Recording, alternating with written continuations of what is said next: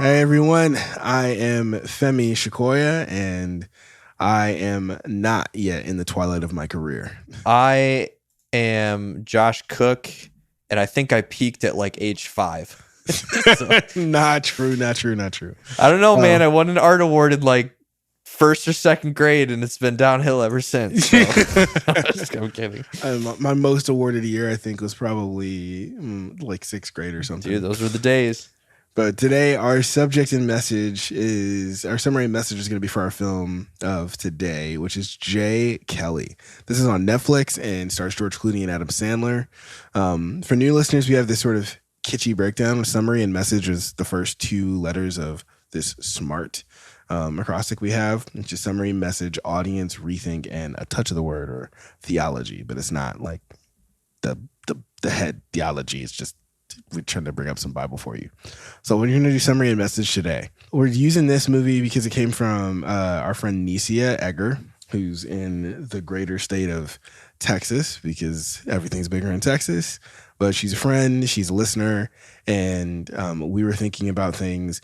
I am adjusting to life as a dad of 3 for the last about a year or so, and all the different changes in everybody's hormones and stuff.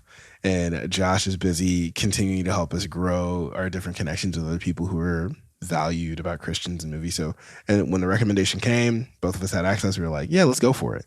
And it was a pretty good movie. It was great. Great if you have suggestions for us, please let us know. We will definitely take them into consideration. Just depends on if they're on the right platforms for us to access and for us to watch without, being sinful in another area of our responsibilities. But Josh, what did you think about the movie, high level, before we get into the summary? Sure. I am usually an either dystopian action flick kind of guy or A24 mind bender. So this was a different. I definitely have a type. I look and I create that type too. That's what that 5th grade art show I was talking about was about too. But this wasn't in my usual film I would watch, but I really enjoyed it. I do have a critique that I'm going to bring up later about a punch I think they pulled in the story. Mm-hmm. But overall, always fun to see figures like Adam Sandler doing something besides his kind of kooky characters and kind of actually having a grounded role. And yeah, just overall, I felt like this was a timely movie for my part of the journey I'm on right now, to use what you said about just kind of growing things and thinking about legacy and impact and where our work leads to. So How about you? Yeah, I thought at a high level that it was an interesting movie. It was really meta to have an actor playing an actor, and to be thinking of all of the things that they're trying to tell a quick story that sort of touches on the emotions of that. Thought it was an interesting take. I wonder how closely, because a lot of clips in the movie about the actor are from real George Clooney things, how he felt and how emotional it really was, or if he was acting, and how all of the actors in the film thought of it. So, but it was interesting. Mm-hmm. So I'll jump into our summary, not provided by AI, and then we'll talk a little bit about more of the messages. So, J. Kelly. He's a star actor played by George Clooney, and he starts the movie wrapping up a film, asking to do this shot that he's been taking again and again and again. Reluctantly, he lets them wrap, and he moves on, preparing for another upcoming tribute and role in his career. The tribute makes him realize he's at the end of the line. He's a movie star that's beginning to fade. His youngest daughter's about to take a trip to Europe, and he realizes it's her last trip before moving out. So he's feeling and thinking and reflecting, and the loss of time seems to set in. Ron, played by Adam Sandler, his manager, informs him of the passing of an old friend, and Jay remembers him and this old mentor disputing about how influential a role was. And this man was really influential in Jay's life and story as a growing actor. He goes to the funeral and runs into an old acquaintance, Tim. Tim and Jay wax on the past and the trade-offs made with family and fame. Even with respect, Tim feels Jay stole his first role from him, and therefore his chance at a movie star life. The discussion and dispute escalates, and they fight. And Jay is left with a black eye and some obvious need for a revision of history in his own mind. The next morning, he starts to pack, and he rejects the idea of a tribute and his next job, and goes to reach his daughter before she's no longer around, going to Europe. His team freaks out and tries to follow him across this trip into the vast countryside of Europe. Along the way, he remembers the first audition and stealing Tim's idea. The fact that he cheated on his wife, his ability to portray a loving father in a movie while his oldest daughter became increasingly disillusioned with the idea of pretending, and him. These reflections color the trip as his younger daughter, once he catches up with her, doesn't want to go to the tribute with him. His team is stressed by his impetuous nature and more along the way. At one point, he stops a robbery and is seen as a hero, all while facing a potential lawsuit from Tim, who he caused a lot of pain to in their fight, and is ready to take legal action. Ben, another rising actor working with Jay's agent Ron, seemingly has a good family life. They're all connected. And he even tells Ron his preoccupation in following Jay across Europe is causing him the impetus to find a new agent and new management. And Ron is shocked. But for Jay, when none of his family wants to come to his tribute, he still has to find somebody to invite, and invites his judgmental and unimpressed father, which was a source of pain for him. Both Jay and Ron are wrestling with the idea of family, lost time, friendship, and external and internal success. Things come to a head for both of them when Jay blows off Ron's update that the legal team found a way out of the lawsuit with Tim. Ron realizes, after Jay sort of blows it off, that he's just an agent and not a true friend, even after years together. Things cool off after Jay realizes his dad, who's ill, won't be staying around. He runs into Ben's loving, large family and gives them all these extra tickets to the tribute, and further runs to the woods to reflect. He tries to reconcile over the phone with his older daughter, Jessica. And Jessica says that she doesn't really need him, but she respects the fact that he's calling. The next morning, he tries to reconcile with Ron, who has been playing damage control and missing all these family events as he's overseas away from his own family. He extends the arm of friendship to them, and they go to the tribute together. At the event, Jay sees in the montage the impacts of his entertainment. He reflects on what it cost and what's at the end of this season and what can't be replaced and what built this legacy. He turns to the camera, breaks the fourth wall, and says, "Can I go again? I'd like another one." And the film closes. Woo, woo, woo, woo. Mr. Mic drop of a line. Yes, sir. We'll get into the message now. So what do you think the message of this movie is? Yeah, I think I'm trying to figure out how to put it into words, because I was reading through all of yours and I was like, I basically agree with all of them. Like the kind of off the cuff simple one to me was like, you only have one life, and how you spend it should, by the time you get to the end of it, be something that you're grateful for how you spent it, not regretful. You didn't start thinking of Eminem? Nope. Lose yourself in the music. Yeah, exactly. There you go. You better never. But as I'm thinking, like, one thing, a different way of phrasing that I think is coming to mind is the idea of like weighing as best as you can in your imagination what your goals will cost you. And I think we've talked about that idea personally offline and just in some other episodes and stuff like that. But just this idea of watching Jay go through the movie and you see these very distinct moments where he's trying to grab something that he didn't build to be solid, you know? So like the scenes when he's on the train with his daughter and he's kind of like being obnoxious and like, you know, being like, oh, I'm here to like spend time with you and do all this stuff. And you can, you know, it's very clear that it's like he laid no groundwork for this kind of interaction to be genuine and fruitful. Or like, you know, when he tries to get his other daughter who has been estranged from him after a bad therapy session is like, no, I'm not coming. And I'm happy and you'll be happy and we'll be happy without each other. And like, you know, like he's like wanting to get all these things and have all these things that his goals and his lifestyle and the life that he ends up leading to this whole award ceremony like cost him, but he still wants those things that he lost or didn't get because of the choices he made. So I think, yeah, just that idea of like, obviously we can't in our lives fully imagine, I think, what it takes to do something. But I think there is a level of our imagination, I would say, especially when we bring God into it, that can expand to see what is this actually going to cost me if I really, really try and pursue X thing to this level, if that's what I say that I want. Yeah. So. Yeah. Yep. I think the two things that came to mind are press junkets. So I'm not famous enough. I don't know if you all know this as our listeners, but I'm not very famous. And so I've never had to sit in a chair and let journalist after journalist after journalist after journalist interview me about the same movie with the same questions for hours. But I've seen actual actors and movie stars do this. Now you think, oh my gosh, you just wrapped like months ago what's going to be one of the world's biggest movies. You're going to get millions of dollars.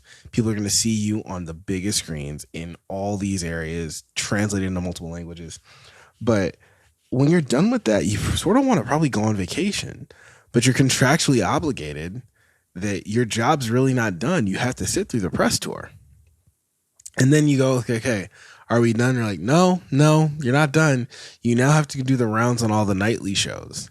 You have to hit 3 or 4 of those. Well, when do those film? Well, they film Monday, Tuesday, Thursday from 4:30. One's in New York, one's in LA, one's in Chicago. You got to be in all these areas. It's like, well, why? It's like, it's in your contract. It's part of the marketing budget.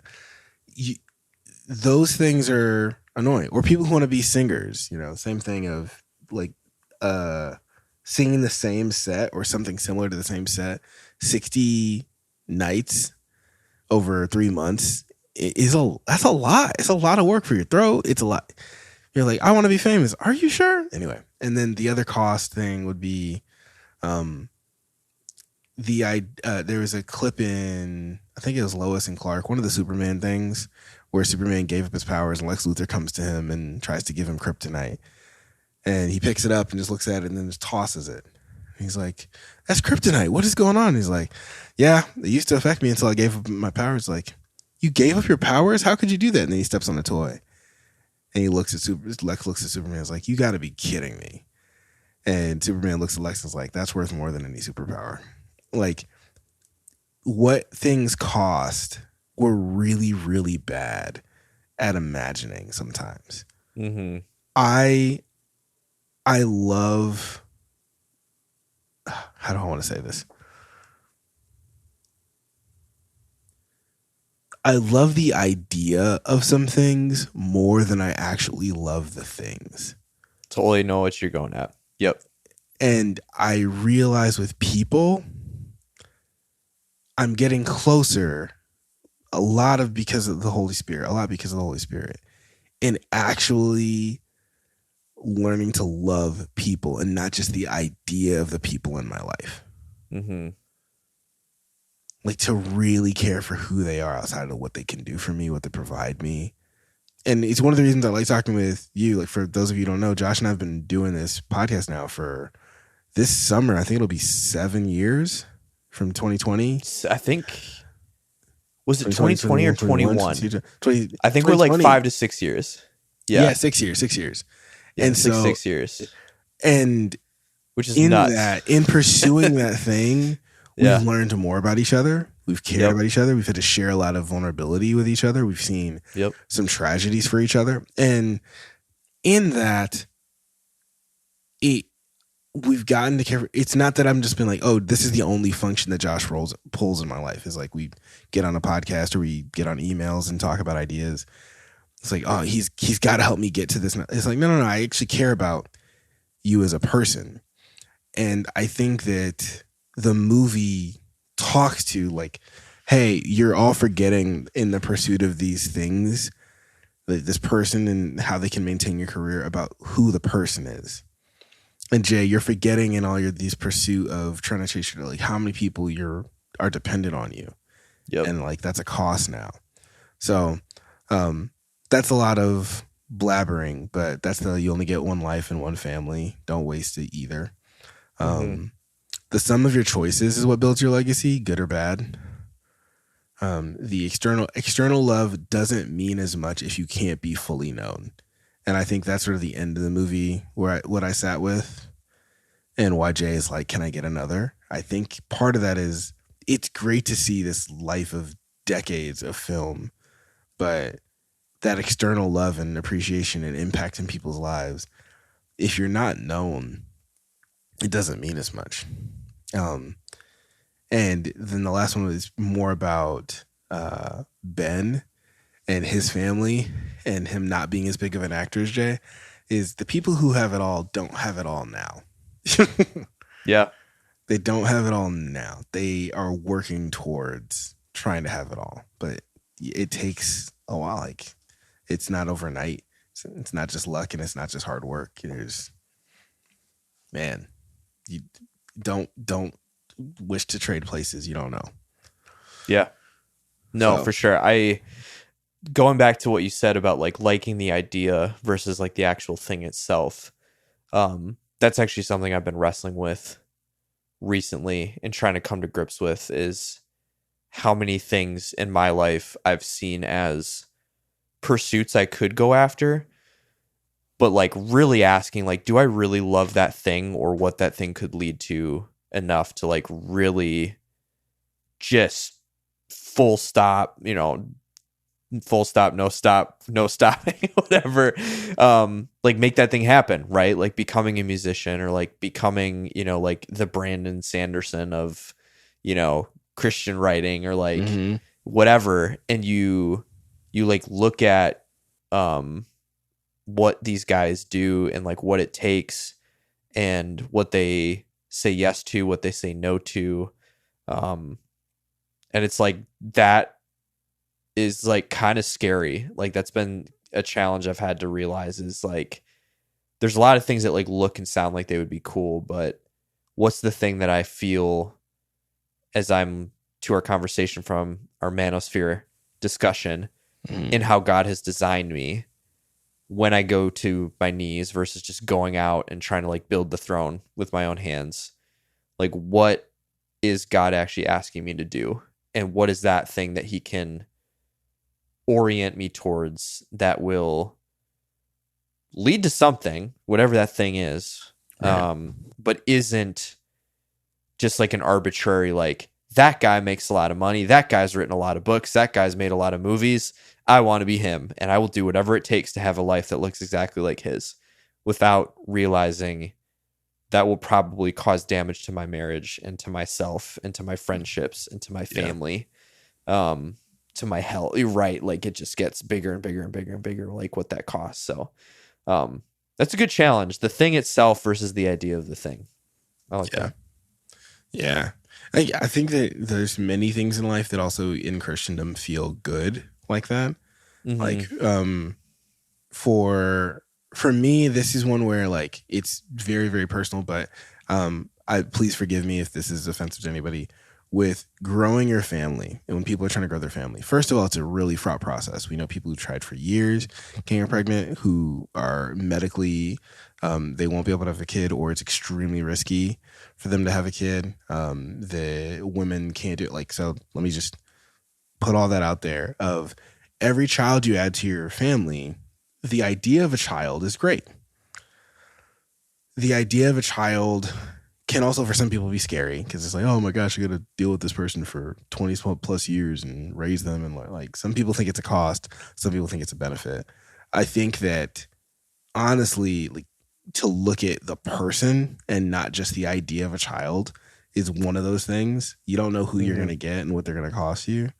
We know some families who just had one of their children getting a really horrific brain injury, And so they're helping him recuperate. But like, that's not something you put on your, bingo card of, if I grow my family and we have all these kids and we, or you adopt all these kids or whatever, like this is going to be a part of the story. And I think God tries to help us by saying like, hey, these things are fine and good to pursue, but I'm not promising you that they're all going to be easy.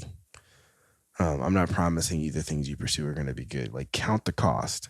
The only cost that I'm guaranteeing you has a really specific reward is you're picking up your cross and following me. If you could do that, I guarantee you something. Well, we see Jay, like, and specifically, I think his relationship with Jessica is the one that gets me a lot. Yeah. Evidently, she's a skilled actress, but she resents her dad's absence and tries to like talk to him in therapy and let somebody else sort of talk about the story of what's going on inside. And he just can't deal with the accusation because he's like, I'm not, what's bad about pursuing my career? Like, his perspective is just, what's bad about that? It's like, yeah, but you had a kid and that responsibility to know her when pursuing the same thing could have been her a lot. And she didn't want to do it. She doesn't want to do it. She wants to be a teacher now. She wants to heal now.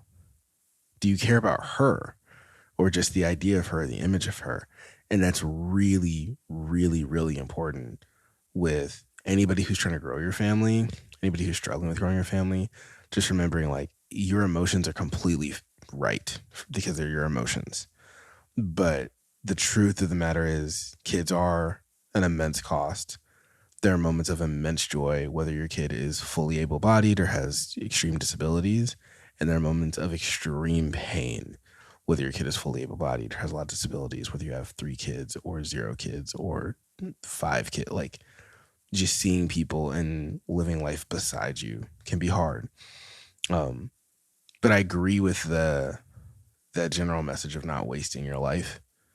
And as a Christian, as you mentioned, like, we have to make sure that we're looking at things sober-minded as believers of having a big house is nice, but you got to clean it. Yeah. Having a really good job with a really good leadership role is good, but you have to also be a good team leader.